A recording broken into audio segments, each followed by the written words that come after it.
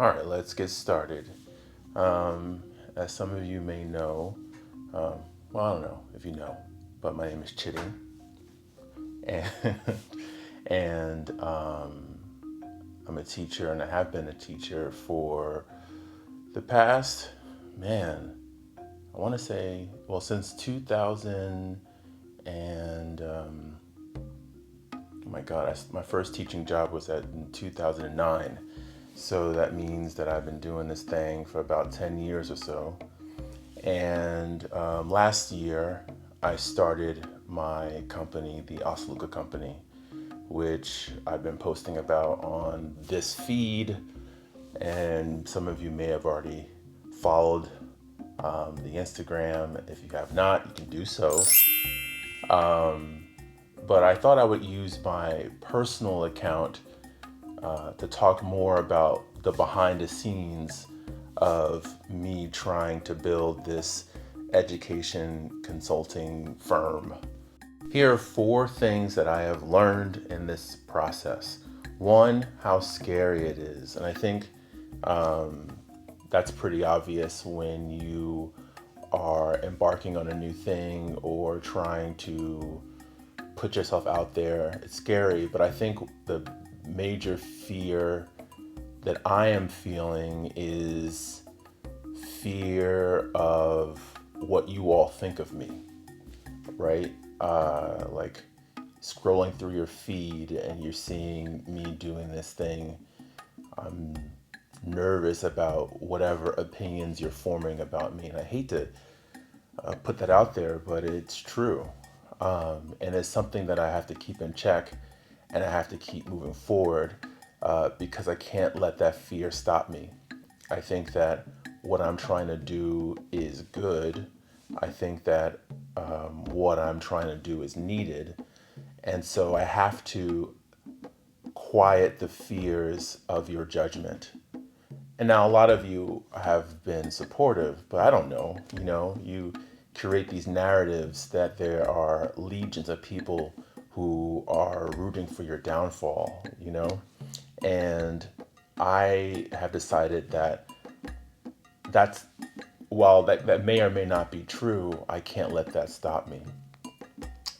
Number 2, you have to love the process. And what I mean by that is when you first, start the Instagram page of your business, you have 0 followers. And then you do this process of getting people to follow the account, right? So you have 1 follower, 2 followers, and all that. And it's like you're starting from the bottom. And if you don't love the grind of that, love like starting from 0 and celebrating 10 or celebrating 20 or celebrating 50, it's really hard. And I think what has sustained me in this process is that I love the grind of it. I love, when I started the podcast, there were 0 listeners. I think the first podcast had 8 listens, and I edited that podcast, which was the one with my wife, for, days. And for it to only have 8 listens, that could have crippled me. But I decided that I had to keep going, right? So that first listen had 8. That first podcast had 8 people listen to it. And then the second one had 13 people listen to it. And I love that. I was like, okay, we're growing. And I think the latest one is around 40 to 45. And that's exciting to me to know that we started at 8, now we're getting to 45.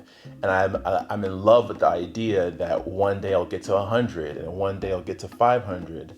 And I actually really find pleasure in watching numbers grow.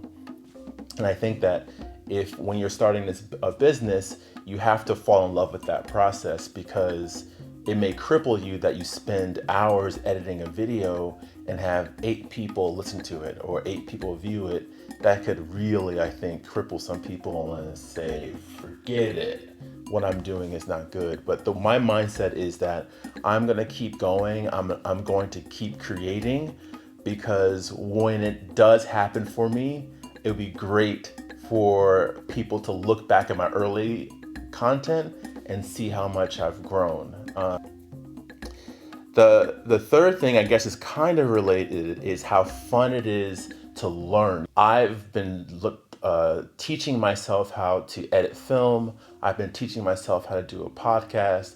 I watch hours and hours of YouTube content, and it's fun. I love like Googling how to vlog or how to edit on Final Cut Pro or how to do multi-track recording, how to make an intro video for intro song for a podcast. You know, I sampled my niece Zuri for my podcast intro, and it brought me so much joy to learn how to do that. The fourth one is the biggest one: how to value yourself. So, you know, as I mentioned earlier, I am in the business of consulting. And so, which means that I have to put a price on my services. And I think that as an educator, or our job is so much about service, it's really hard for me to say, hey, I'm giving you something, I want something in return. It's just not really in the DNA of educators. And that has been really hard. So I'm starting a new com for educators program, and it's based on a course I currently do in New York and what I've done in Philadelphia. And there's been a lot of interest in this program. I've traveled the country doing my conferences, and a lot of people would like to bring this work to their school. And I know there's a need. I know that there is people that want to be a part of this summer workshop to learn about it, but the idea of putting a price on it was just so hard for me, because in my spirit I just want to give it for free. And what I've learned though, by talking to people who've started a business, is that, you know, that's just not how you start a business, you know, by giving things away from free. And there must be value in your intellectual property. And I have to teach myself that. And so we came up with a price, or I say we as if there's a whole company, it's just me. I came up with a price that I thought was fair, and but also not trying to like overshoot it either. And I'm still nervous about it, to be honest with you. And so that's something I have to learn as I build this business, is that I have value. And it's unfortunate, and maybe it's just me, I'll speak in the eye, that this profession, this educator profession, is that you don't really think about that. I mean, you think that you're valuable, obviously, but you don't think about what is it worth. Especially around the national conversation about educators and money. You know, it's so, you know, hand in hand.